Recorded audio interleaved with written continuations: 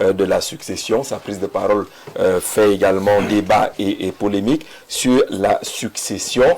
Il parle d'une logique biologique, entre autres. Il faut dire que les internautes qui reprennent l'extrait s'arrêtent juste au niveau de logique. C'est décontextualisation d'un propos. On écoute 30 secondes du propos du professeur Jacques Famdongo. La succession fait partie d'une logique biologique, à défaut d'être politique. Une question qui accourt, la succession. Certains pensent à tort ou à raison que ce mandat, le mandat du chef de l'État, est celui de la succession à la tête du parti et à la tête de l'État. Et ceux qui y pensent s'y préparent.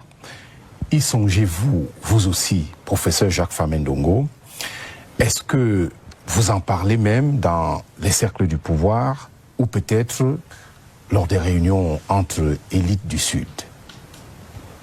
Mais la succession fait partie d'une logique biologique,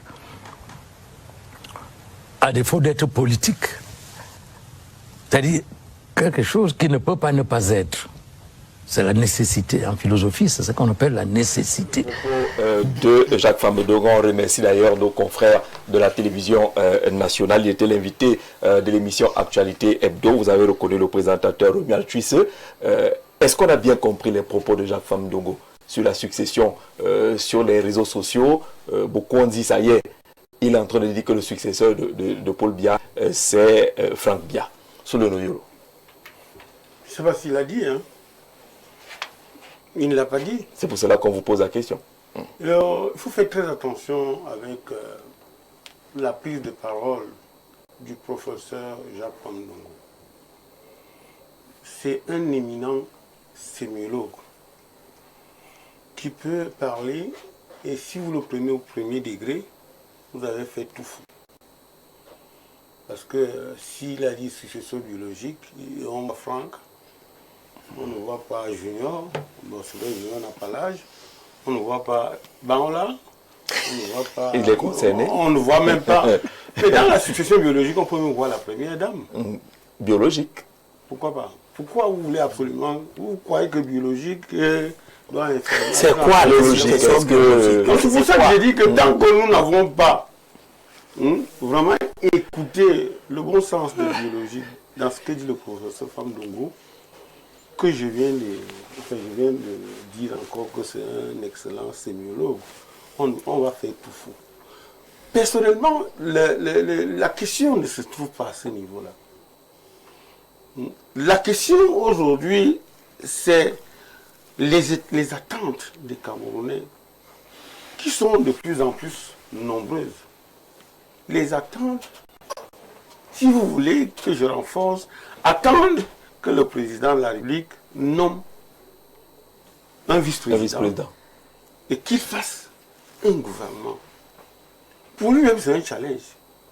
Mieux encore, c'est un défi qui montre et qui va prouver qu'il gouverne encore le Cameroun. C'est dans ce sens-là que j'avais décidé d'une révolte silencieuse, mais visible. D'une révolte visible, à savoir que je voudrais savoir si le président de la République, le nom Guy, le patriarche, gouverne encore ce pays. Il a le stylo de cavalier depuis 6 mois, oui. Parce qu'on enrobe les 2 derniers thèmes. Oui. Mais pour le stylo, il y a des langues qui nous ont dit que, après avoir autorisé la disgrâce de Cavaille, on a volé le stylo. Bon, je ne sais pas si c'est vrai. Mais une chose, il faut pas dire encore que... Non, on vole les biens du président. C'était une Ils sont allés à cambriolage à la présidence. Vous avez entendu parler de cambriolage? Je n'ai jamais entendu parler. Encore que c'était une mégade. C'était même encore un peu trop d'audace de Cavaille de donner un stylo en pleine cérémonie comme celle-là, un président de la République. Non seulement, il aurait dit que c'est un cadeau, mais il dit que tu vas aller faire le gouvernement avec. Donc, je crois qu'il ne faut pas revenir sur le stylo de Cavaille. C'était un mauvais stylo. Non seulement un mauvais stylo, c'était un mauvais signe qui présageait de son départ. Pour revenir maintenant au gouvernement et à la nomination d'un vice-président. Jean-Jacques Zé, on n'avait rien demandé au président. C'est lui qui a dit, son mandat sera pour le triomphe des femmes et des jeunes. On ne lui avait rien demandé. Il a dit ça le 6 novembre. Le 31, il a dit le gouvernement que je mettrai en place dans les prochains jours. On ne lui avait rien demandé. Le 10 février, il a dit, 2026, il a dit que non seulement le gouvernement, mais les sociétés d'État. Il va. Vous comprenez? Bikoro aime souvent parler de la parole. Quelqu'un qui a de l'âge du président Biya, qui a pris 3 fois la parole pour dire quelque chose, n'est-ce pas? Et qu'il ne fasse pas cette chose, ça pose un problème.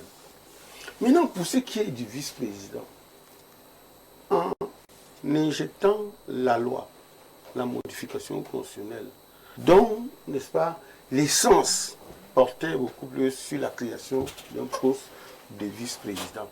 Ça laissait croire le président lui-même, sachant que cette modification passerait comme lettre à la poste, encore qu'il y a des gens qui ont été mouillés, des parlementaires qui ont été mouillés pour que cette modification passe.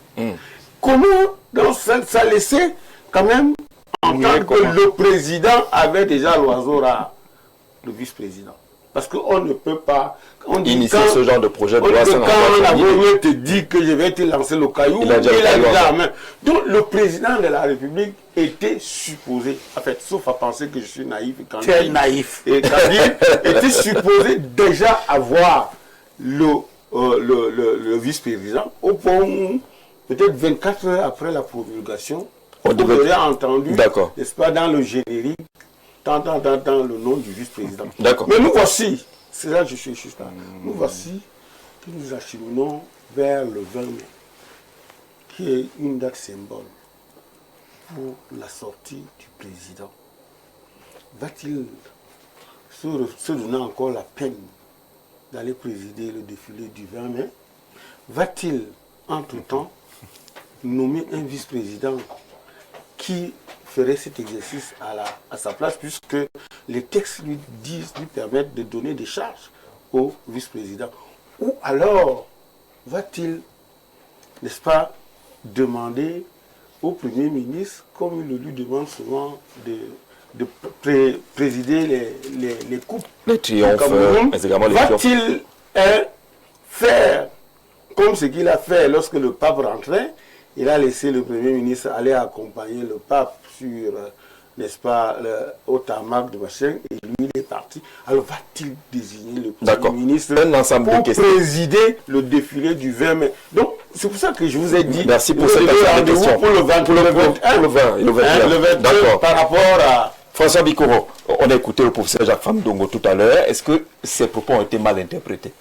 Ou il faut lire entre les lignes? Le professeur Jacques Famdongo est victime de son intelligence débordante. D'accord. Vous savez qu'on a eu un débat sur le 50% et le 100%. C'est lui-même qui nous enseigne le journalisme dans les couloirs, parce qu'on n'a pas eu la chance, sous les mois d'aller à Harvard. On côtoyait les gens qui sont bons. Il parlait du texte, du surtexte, du paratexte et du contexte. Il voulait comprendre Famdongo, prenez les 4, 5 trucs là. Le texte, il est là. Il y a le surtexte, le paratexte, le contexte. Est-ce qu'on a bien compris? Maintenant, la phrase est connotée. Ça commence par la succession fait partie d'une logique biologique. À défaut d'être politique. D'être politique. Nous sommes ici parce que des hurluberlus nationaux, comme ils le font avec Boko Haram, ils le font avec Nozo, ils s'expliquent des choses compliquées dont la République n'a pas besoin. On expliquait que le fils de Biya ne peut pas être président de la République. C'est là que se trouve le débat. Qu'on ne s'y perde pas. C'est-à-dire, ils disent que non, ça va. Il n'est pas Camerounais. Il sera Camerounais lorsqu'il y aura une autre ère où, en tant que Camerounais, il peut être président de la République. Moi, je pense donc que la phrase de M. Famdongo, donc je ne sais pas ce qu'on a, la question qu'on lui a posée avant ou après, va dans le sens qu'autant, biologiquement, on peut être président de la République quand votre père a été président de la République, C'est ce qu'il dit. Oh, je dis que moi, je vous ai dit que les victimes que sont français trop haut. Depuis qu'on a ne parle terre à terre, là, tu as vu le Cameroun a changé. Aussi Tout le monde je suis encore en train de le dire, mon frère. D'accord. Je vous dis que depuis qu'on a recommencé à parler terre à terre, le Cameroun se porte bien. Depuis que les mille ne parlent terre à terre, le Cameroun se porte bien. Donc il faut seulement que prochainement. Plus d'un an, entre amphi constitutionnel et amphi constitutionnel c'est compliqué. Donc moi je pense que c'est là que ça se trouve, mais logiquement le vrai débat de vos internautes là, c'est parce qu'ils disent que quand Biya part là, vraiment il est parti à toute la part de sa famille, de sa belle famille et tout ce que vous voulez. Donc le débat, moi je ne fais pas ce type de débat parce que je suis de ceux qui pensent que si c'est par élection, s'il y a 154 Biya, si le Cameroun est celui dont nous on a besoin là, au même moment où les préfets ont des enfants qui sont préfets, les ministres ont des enfants qui sont préfets, je ne vois pas au nom de quoi on va refuser à M. Biya d'avoir un enfant qui a une portée républicaine. Donc pour moi ce débat, je l'ai clos depuis parce que je suis pas là à l'école. Mais justement parce que cela dit, une succession biologique n'est pas démocratique. Je ne sais pas, tu sais moi j'espère que tu sais qui je suis. Je suis panafricain. Les concepts inutiles que les gens excipent pour faire oublier les vrais problèmes de ce pays. Parce que si on va faire maintenant un débat sur la démocratie, je me pose la question de savoir de quelle démocratie il s'agit, l'Azerbaïdjan, non, je veux rester camerounais, je dis, la Constitution dit que celui qui veut être président de la République, il y a des conditions pour le faire. Maintenant, vice-président, j'ai lu un seul endroit. Peut-être j'ai mal lu. Le président de la République peut nommer. Je suis encore dans peu. On dit il peut nommer. Pourquoi vous voulez qu'il... La Constitution aurait dû dire il doit nommer. Et puis on vous dit même qu'au cas où le poste n'est pas pourvu. Voilà. Donc même la Constitution... Donc moi, je serai notre débat. Oui. En revanche, le Cameroun démorcelé depuis Maïdougou jusqu'à Limbé. C'est de ce Cameroun qu'on parle. Il se construit année par année, anneau par anneau. Les premiers anneaux sont déjà mis en place. Datou est un anneau. Aboubakari est un anneau. Donc, tout ce qu'on dit, la prévise président de la République, le gouvernement, nous sommes encore dans la difficile construction d'un État qui s'est retrouvé comme ça du jour au lendemain. Maintenant, il y a des anneaux spirituels. Parce qu'au-delà d'avoir vu que Datou est de l'Ouest, c'est on dirait que les francophones. Donc, il faut un anglophone quelque part. D'autres diraient qu'il est catholique, il faut un musulman quelque part. Nous avons des anneaux, donc nous avons été dans la... On ne peut pas les remettre en cause puisque nous y attendons.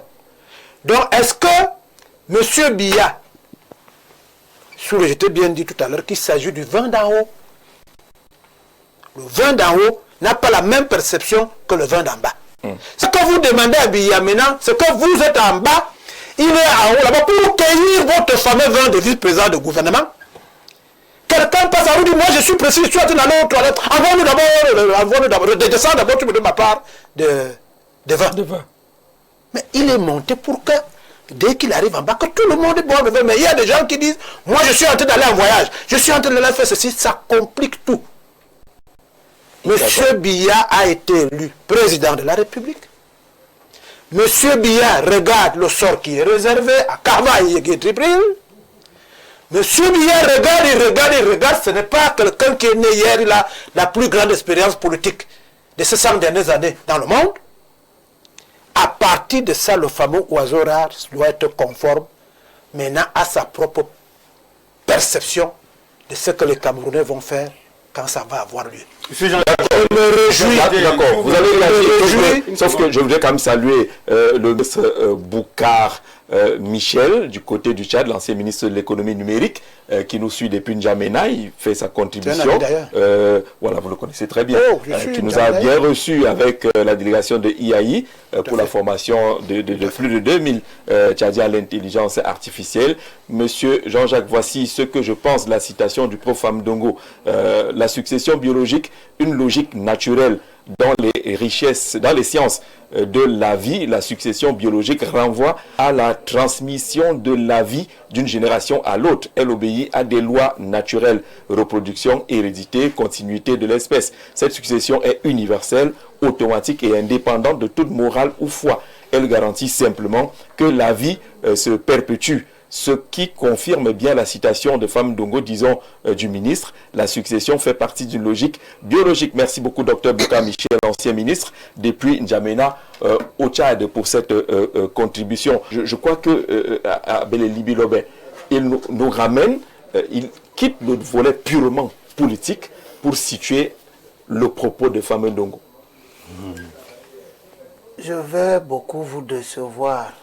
Moi, le contraire m'aurait surpris quand même. Oui, parce que je considère M. Femme Ndongo comme le plus mauvais orateur dans la scène politique camerounaise. Au moins, il n'est pas auditeur. Très mauvais orateur qui brille par une espèce de pédantisme abject qui complique énormément la vie politique camerounaise. Oui, je n'aime pas cela. Moi, je suis un homme politique. Je ne sais pas ce qu'il est exactement, s'il est un enseignant, s'il est un homme politique. Mais ce que j'ai retenu de la plupart des expériences des grands hommes politiques dans le monde orateurs, c'est qu'ils parlent toujours d'une manière simple. Terre à terre. De sorte de grands orateurs, De Gaulle, Fidel Castro, aux États-Unis, Roosevelt, etc. Ils ne font jamais des acrobaties intellectuelles qui laissent la place à la spéculation. Pourquoi on nous explique aujourd'hui que succession biologique, c'est quelque chose de naturel, je donne la vie et patati patata. Je ne crois pas beaucoup que c'est de ça que Femme Ndongo est en train de parler.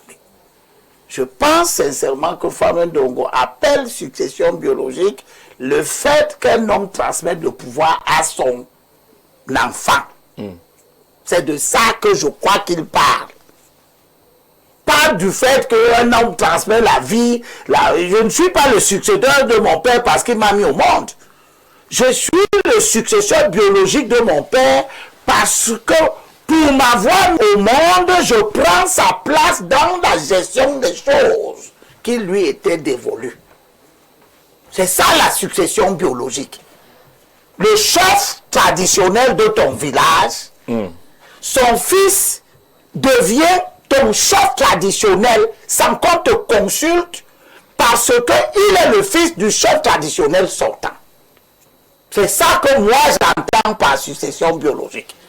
Et si l'expression de Femme Ndongo était simple, elle ne donnerait l'objet, elle ne donnerait pas lieu à des spéculations. Parce que quand Femme Ndongo parle de succession politique, il dit à défaut d'être politique.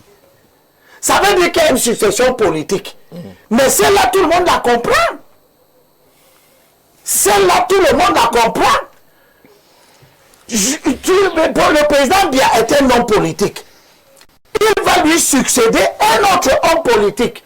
Par les mécanismes par lesquels le président Biya est arrivé là.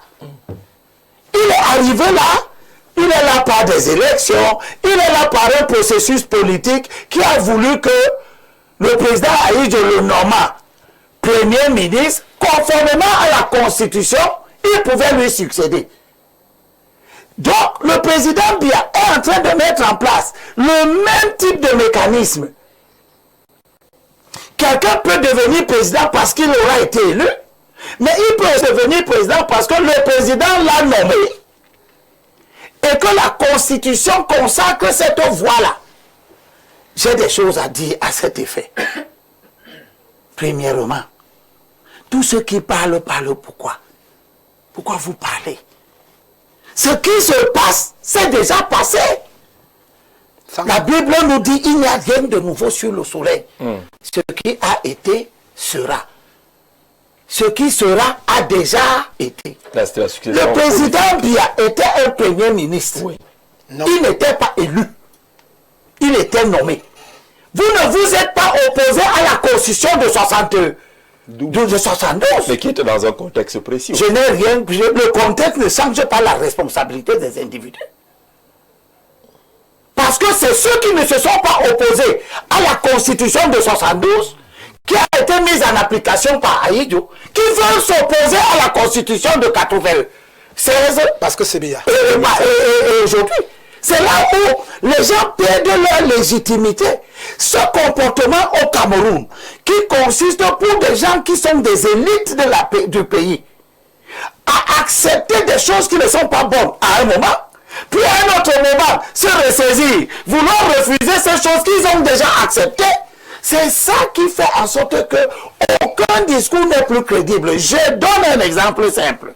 Vous croyez que M. Zengele, qui a accepté d'être un sénateur nommé, a la légitimité de venir contester maintenant celui qui l'a nommé? M. Zengele était au Parlement. Il a accepté qu'un sénateur nommé devienne le chef du Parlement. Il n'a jamais rien dit contre, comment il s'appelait, Nyati, de regretter mémoire. Zengele n'a jamais pris la parole pour dire, oui c'est vrai, tu nous as nommé nous tous, mais ne mets pas un sénateur nommé président de la Chambre. Et ils étaient tous d'accord. Ils ont tous voté plusieurs fois. Nyati.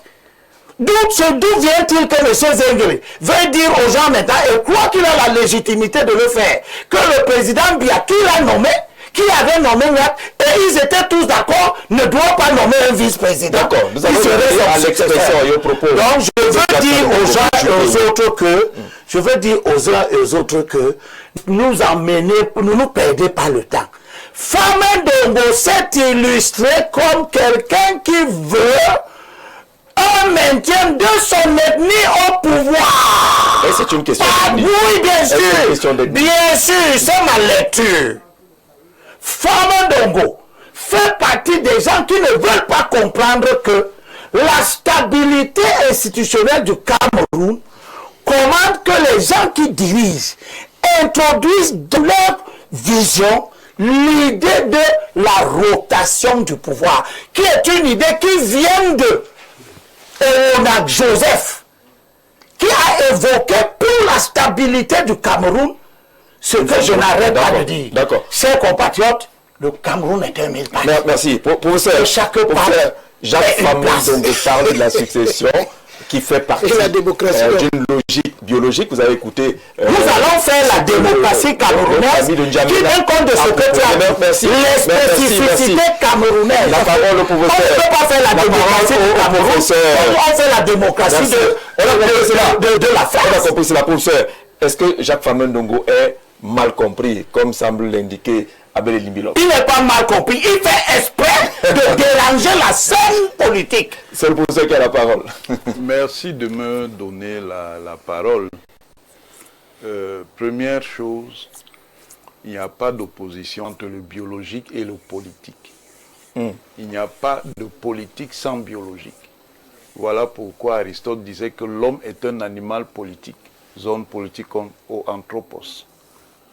Donc, la coupure qui est faite entre le biologique et le politique est discutable.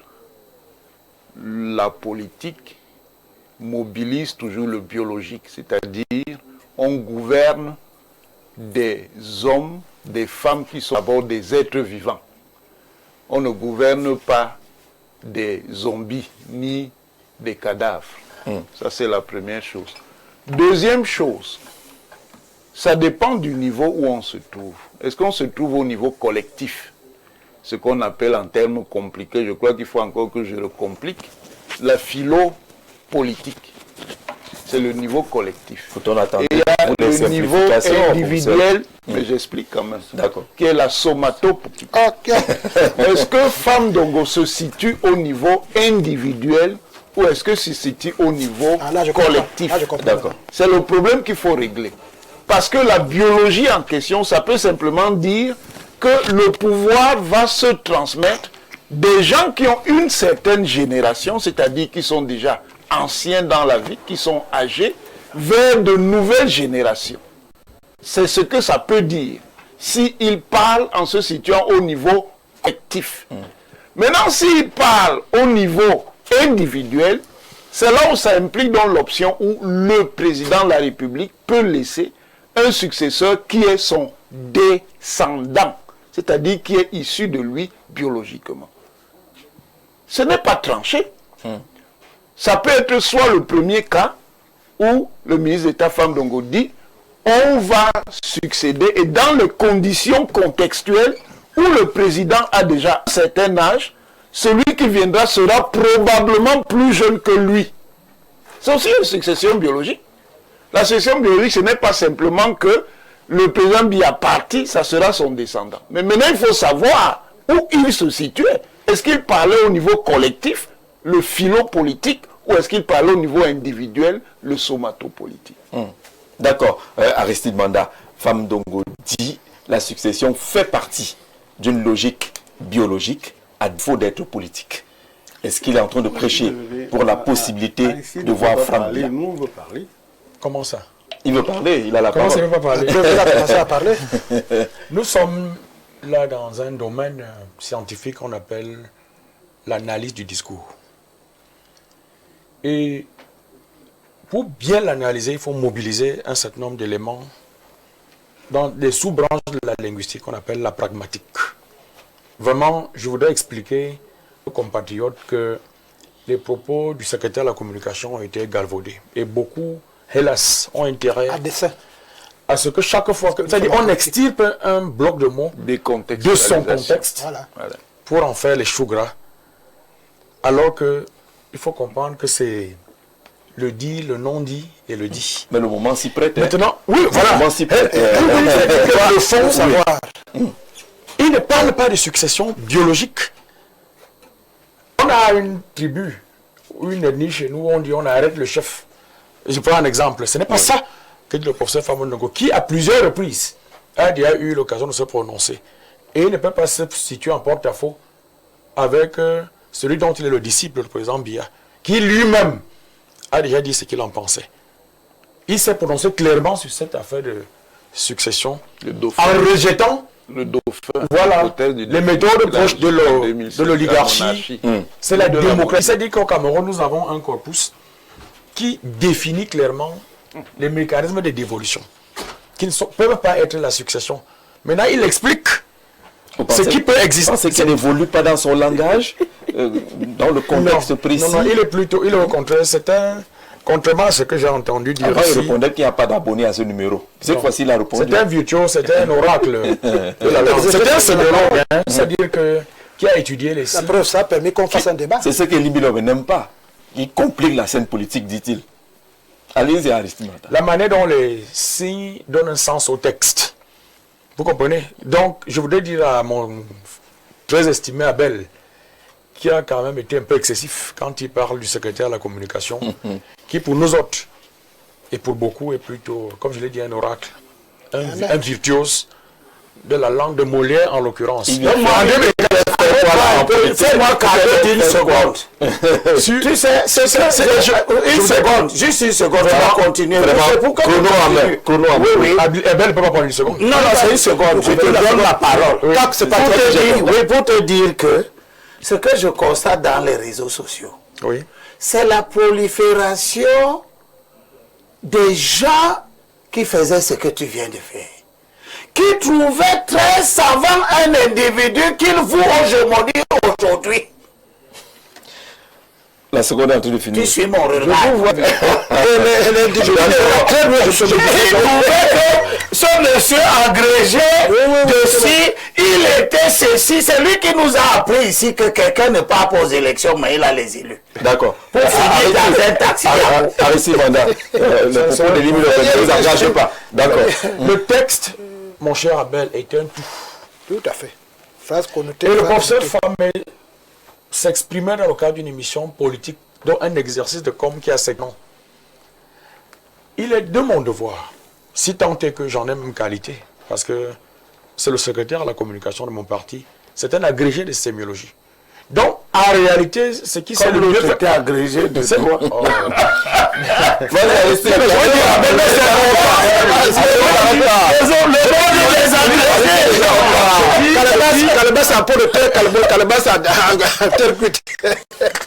Que bien souvent, on a basculé dans les polémiques parce que quelqu'un extirpe un lexème, un groupe de mots de son contexte pour en faire une utilisation qui lui... La manipulation, quoi. Exactement. Donc, on ne saurait jamais parler de succession biologique stricto sensu. Il explique un concept. Cependant, que je vous ai parlé du non-dit, du dit. Vous comprenez? C'est des concepts techniques qu'il faut bien assimiler, qu'il faut convoquer pour bien analyser. Et hélas, on est obligé de le dire. Parce que quand les gens se limitent à prendre un bloc de mots dans une phrase et commence, qu'est-ce qu'il a expliqué avant, qu'est-ce qu'il dit après? Le professeur Famou Ndongo a répondu plusieurs fois, par exemple à Boisbouvier, sur les mécanismes de la dévolution. Donc il est constant et il ne saurait jamais se dédier sur la question. Donc pour nous, et ce qu'il faut tenir pour constant, et c'est ce que tous les disciples du président Biya, dont moi, considèrent comme étant essentiel, c'est que c'est la démocratie qui va prévaloir. Moi, j'ai l'impression que vous n'apprenez pas du président. On lit d'autres Parce que le président Biya, dont j'ai collectionné les discours, tous ces discours sont accessibles aux plus petits des Camerounais de la plus petite instruction. Mais ici, c'est la science. On peut pas avoir une réflexion ici, on peut comprendre. Attention. Je suis surpris que c'est supposé collaborateur qui veut perpétuer son régime, et ils ne sont pas dans cette culture de la langue accessible, et que chaque fois qui s'exprime, ça fait l'objet des débats des semaines durant. Et ça ne vient que des gens qui l'a fabriqué. Canton, et puis, comment il s'appelle? Celui dont on parle. Fameux. Voilà deux qui ne parlent que des langues que personne ne comprend. Alors, bonjour au panel. Je pense que M. Famou Ndongo fait du teasing pour tester les réactions des Camerounais face à cette possibilité, car le président sait parfaitement les haines et rancœurs qui grandissent contre lui. Donc, ayant peur de connaître le sort d'Amadou Ahidjo, avec grand nettoyage après lui contre les siens, il songe à nommer son fils Franck pour protéger son héritage politique et familial. Le Camerounais parle de teasing, un ballon d'essai pour voir la réaction des uns et des autres. Est-ce qu'on est dans cette logique-là? Le dit, le non-dit et le dit. D'accord. C'est moi qui devais conclure. Oui, en quelques secondes, allez-y. Le dit, le non-dit et le dit. Je dis et j'insiste sur le fait que il y en a qui ont un beau jeu à extirper les thèmes du professeur de leur contexte pour en faire de la manipulation. Peut-être, et ça je peux le comprendre, c'est pas une insulte parce qu'ils ne l'assimilent pas. Voilà pourquoi j'ai dit que pour bien analyser, quand on parle de la pragmatique, il faut convoquer un certain nombre d'outils. C'est un sémiologue. C'est lui qui met le signe en exergue. Famou Ndongo, le secrétaire national de la communication. Oui, et je dis. Et vous nous envoyez aller chercher les spécialistes. Non, pas sortir, c'est que son langage. Notre dimension, bon, peut-être très modestement, didactique, ça dépend peut-être. C'est pas une agrégation de sémiologie pour venir. D'accord. C'est vous qui voulez vous dérouter parce que vous voulez polémiquer. Monsieur Jean-Jacques, je suis toujours embêté et gêné d'avoir un manque de respect pour les téléspectateurs. Comment cela? Non, vous ne pouvez pas laisser mon voisin de droite pénétrer toutes les prises de parole des gens et faire comme si on était au quartier. Vous savez qu'on n'a pas d'armes très efficaces pour le toper. Non, je suis désolé. La prochaine fois, vraiment, je pars. Ben, c'est que vous dites plus parce que ça va être un problème. Non. Monsieur, c'est votre temps de parole. C'est votre temps de parole. C'est un combat compliqué. Si vous asseyez, si vous allez souffrir de la même souffrance, répondez parce que vous avez la parole. Monsieur Jean-Jacques. Oui. Vous voyez que pendant que je suis en train de vouloir monter, vous me faites descendre. Pendant que je parle, donc vous répondez, avançons sur la question. Oui, avançons. Non, je vous exprime d'abord, n'est-ce pas, ma gêne. D'accord? À savoir que dans sa prise de parole, il a pénétré 3 fois la prise de parole d'Aristide. Ce n'est pas éthique, ce n'est pas élégant. Répondez bien à la question. Lorsque je dis cela, oui. Je voudrais qu'on l'a dit. Vous savez, les Camerounais pensent que quand on leur donne le micro, ils peuvent chier un monde. Je ne parle pas du secrétaire national de la communication. Je parle du professeur Famou Ndongo, le grand chancelier des autres académies. Il y a un citoyen se met sur un plateau, il dit ce qui, il dit des choses aussi grotesques, aussi mal élevées qu'est-ce qu'il y a de que ce que Émile dit.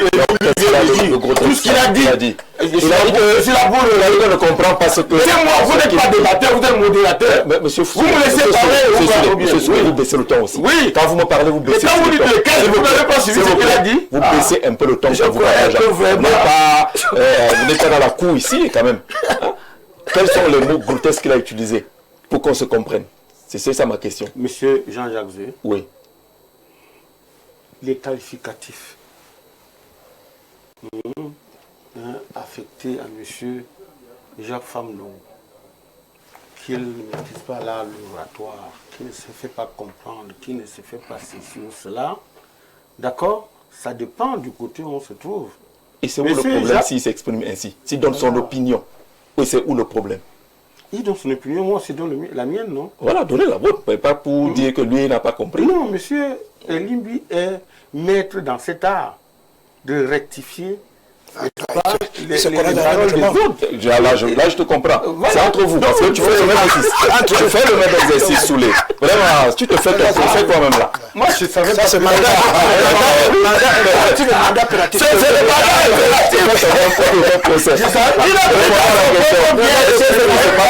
Il